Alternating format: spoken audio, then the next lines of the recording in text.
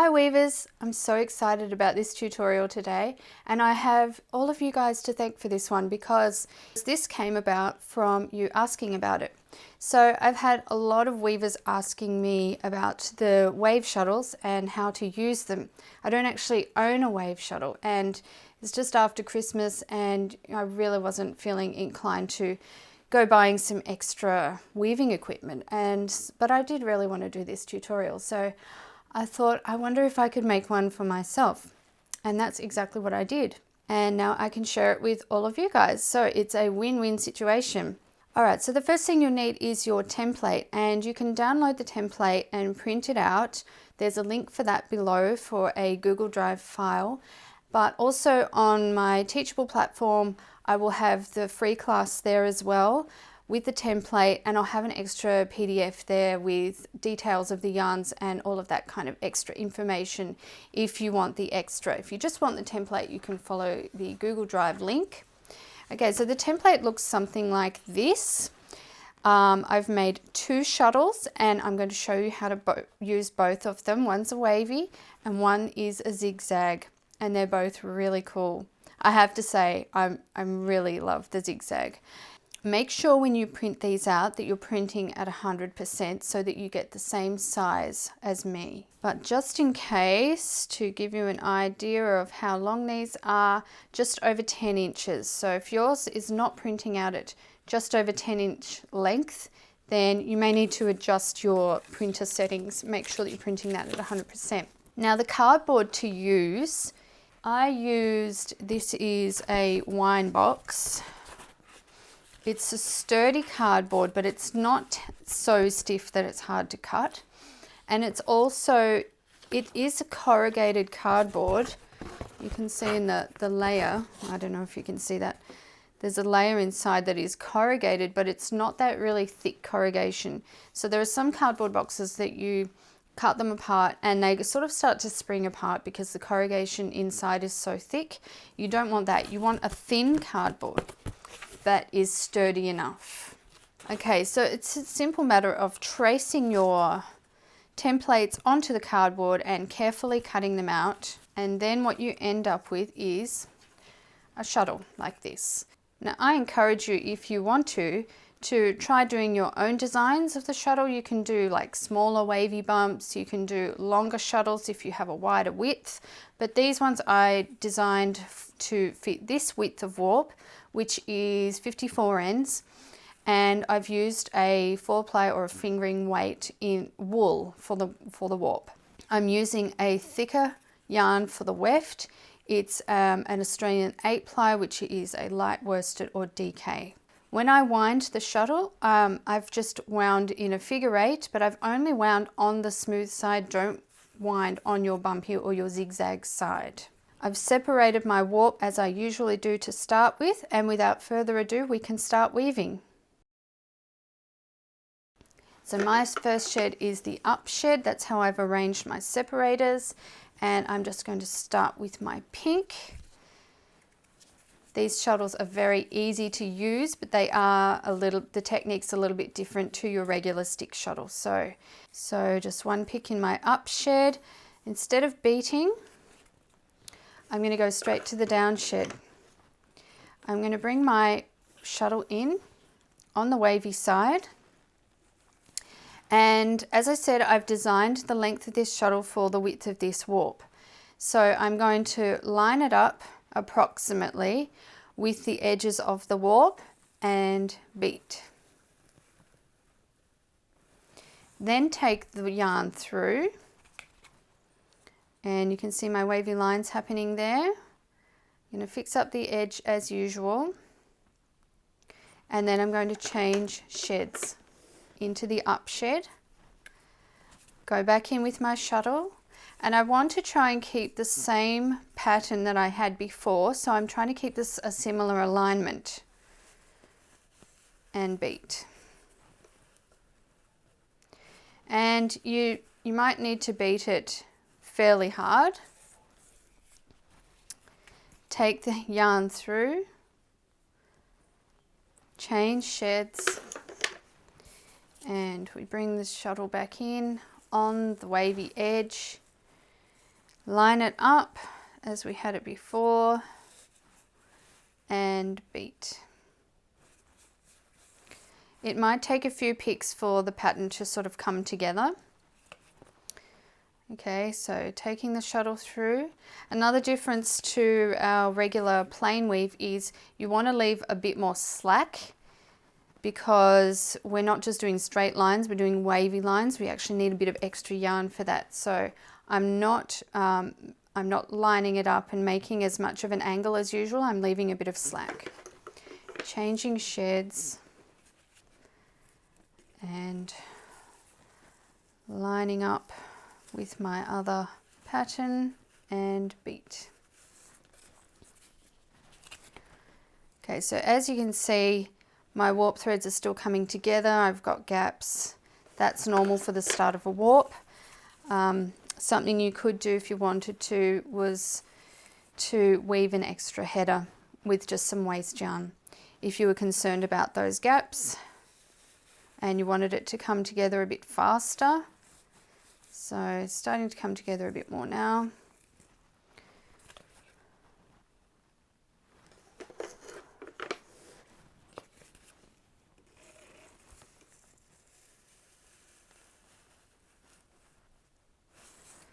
Alright, we've got a wave pattern going on. I think I'll make this my last pick in pink.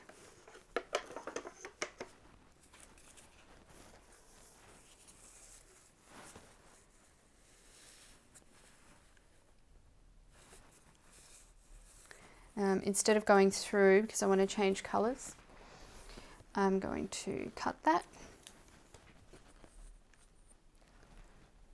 I'm just tucking the tail in, a couple of threads, and then I'm going to bring in my green.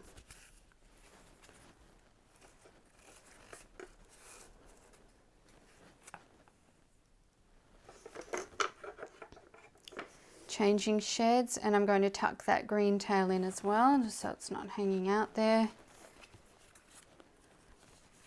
Okay, bringing the shuttle in on the wavy side, lining it up and beating. So when you bring in an extra colour, if that's what you wanted to do, you really start to see the outline of the waves. It's so simple but so effective.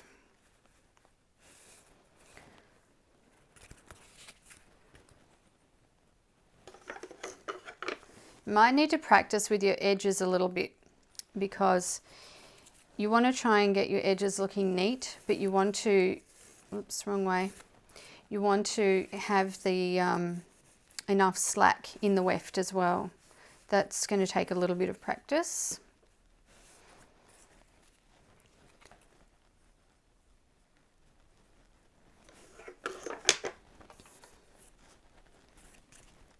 So have you got the simple concept? It's very similar to regular weaving. You just need to change into the next shed before you beat. What happens if I stay in the same shed? Okay, so let's say, for instance, I'm in the down shed right now.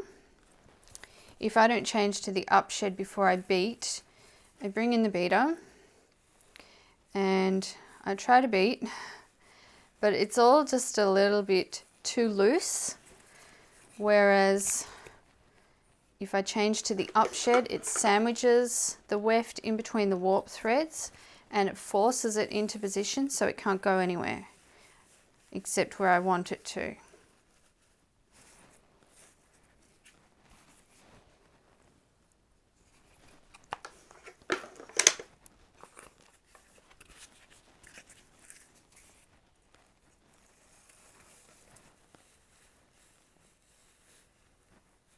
Oh, remembering to line up.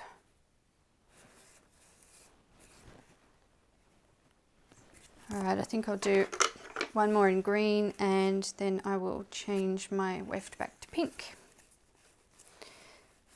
And I've gone the wrong way again.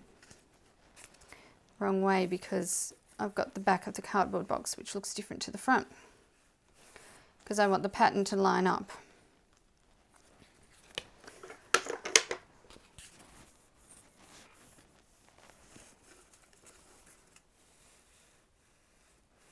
Okay, I'm not going all the way through this time because I want to change colours. So I'm going to leave that little tail there again. I'm going to tuck it into that shed. And actually I need to advance my warp because I'm running out of room for my shuttle.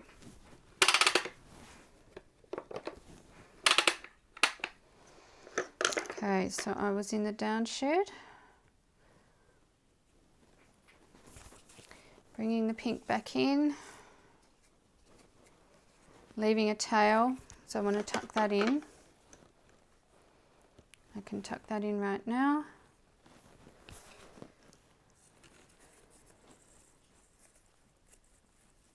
And ready to beat.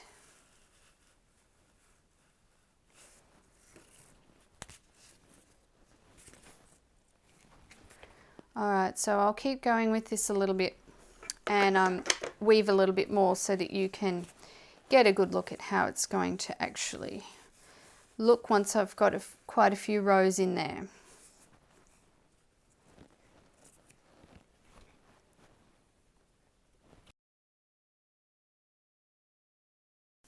Isn't that cool? Alright, let's have a look at the next thing you can do. Yes, there's something else you can do with this. Alright, so coming in, I'm in the up shed, just finished off with my green, so I'm reintroducing some pink here into the down shed, tucking in the tail.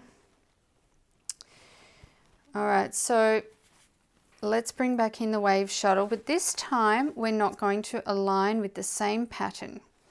We can actually make the points or the mounds meet the other mounds and therefore offset the pattern completely.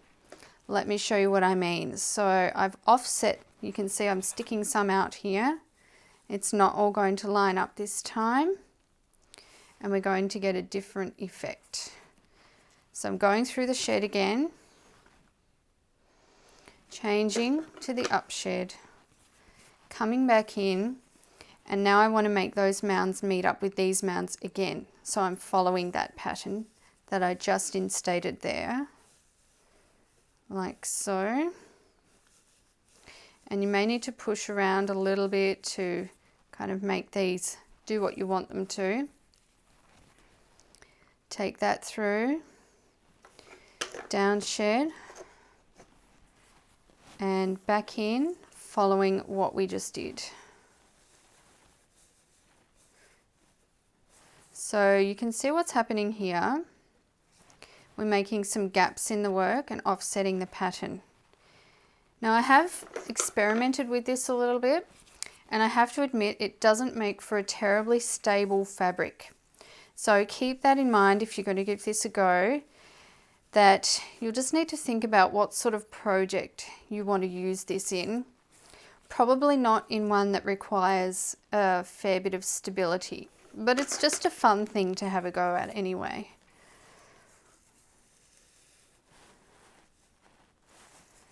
Okay, and you know, it just makes the coolest patterns. So maybe for this part, more for your wall hanging type piece rather than your functional wearable piece.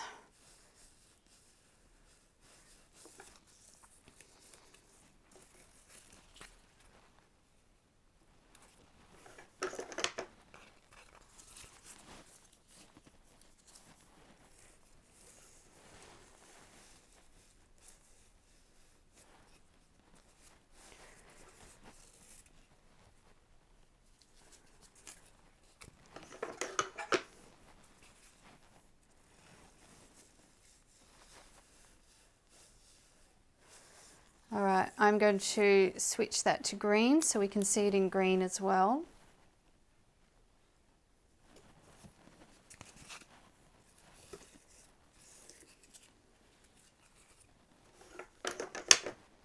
Tucking the tail in there.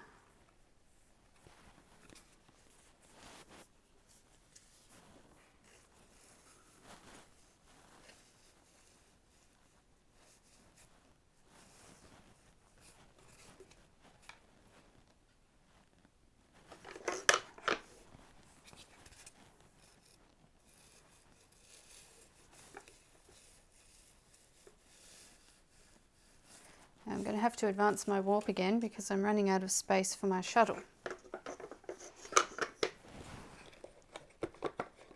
These shuttles are a little bit wider than your regular slim stick shuttle.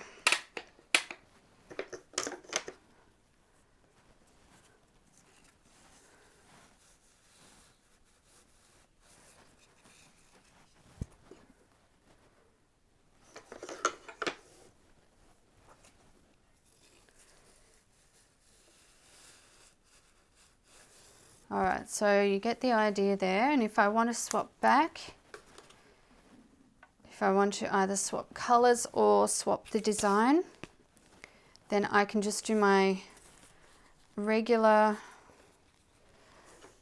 pick so that it's not offset anymore. So when I bring the shuttle in now, I'll be bringing it back to where I had it originally. And there you go, you've got your another offset pattern.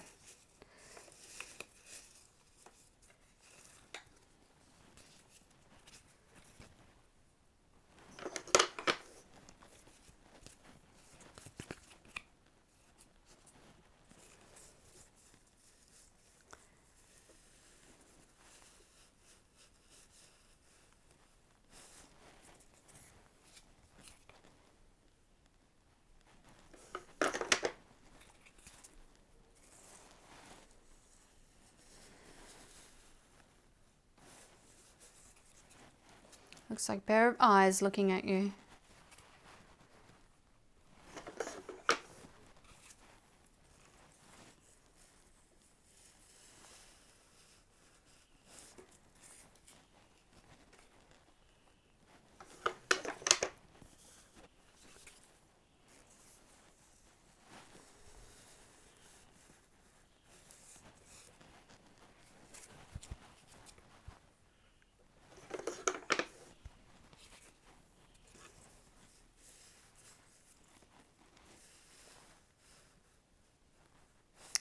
Alright, so I'm going to finish up with the waves there because I want to show you the next shuttle.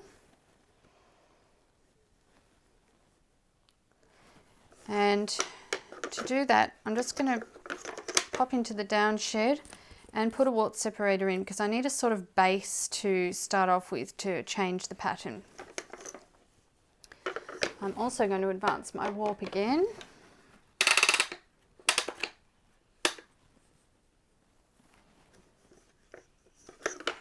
And starting in the down shed, starting in the up shed. Okay, so for my zigzag shuttles, I've got a purple and an orange. And as I pointed out, all these details will be in the PDF. Okay, so same as last time. We're bringing the shuttle in and lining it up to where you want your pattern repeats to be and pushing down. This one becomes more pronounced as you go along and you sort of build your layers. So doing the exact same thing, changing sheds each time so that that weft thread is locked in place and then pushing down.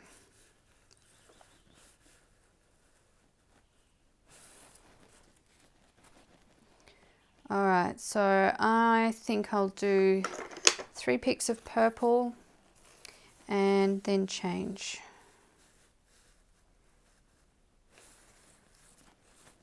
So what I end up with is a chevron or a zigzag type pattern. And I've got to say I really love this one. I do love the curves, but the zigzag is my favorite. It's just bold and beautiful and also really cool. Like I hadn't actually thought about doing this on the loom until I made these shuttles just as an experiment to see whether they would work, and they worked a treat. I'm very happy about that. Okay, so next color coming in on top, just settling that into place. Make sure that tail wants to stay in there. Changing sheds.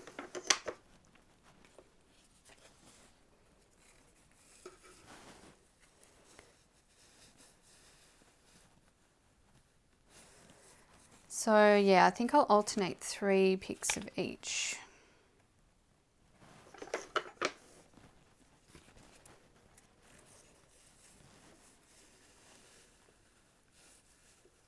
So when I want to change colour, instead of taking that pick through, I'm going to bring the other pick in.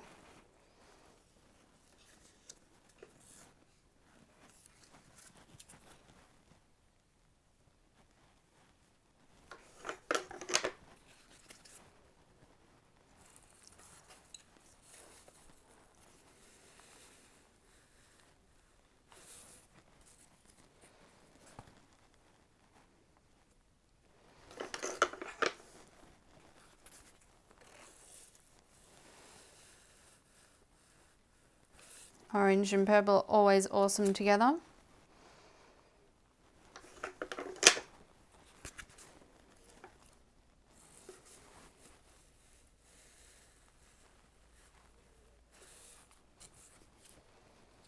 Oh, that's 3, isn't it? Okay, so I won't take that one through. I'm going to bring the orange back in.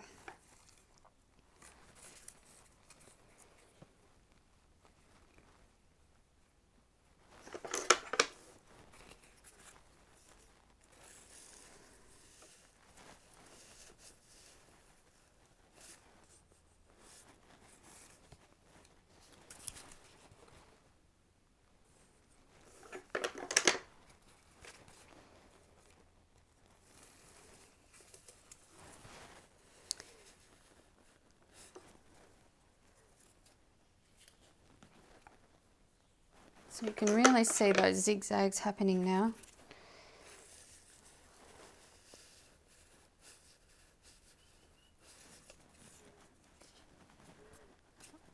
That was 3, wasn't it? Okay, 3, so I'm going back, bringing the purple back in.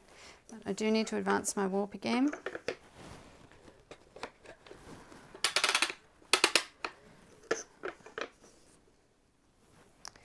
And then bring my purple back in.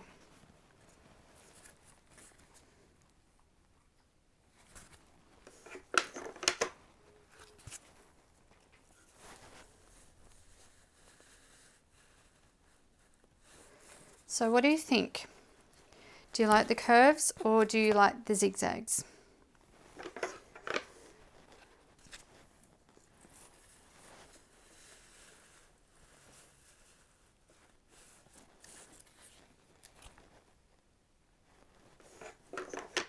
And what are you going to try first? If you give this a try, I would love to hear your feedback. I love feedback. Feedback is awesome. And if you're going to give it a try, please do let me know in the comments, because I love to hear about what you're doing and how my little ideas and tutorials and things that I'm doing are interesting to you too.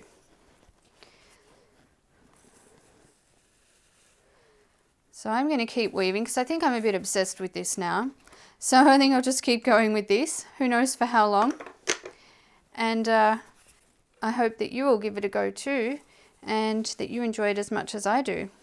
Perhaps it'll inspire a whole new range of projects for you. Who knows? All right, weavers, thank you for watching. I hope you have a great day, and until next time, happy weaving. Have you visited my online weaving school yet? Not only do you get to choose from a plethora of classes from beginners to intermediate, if you sign up for a membership, you will become part of a thriving weaving online community of nearly 500 members.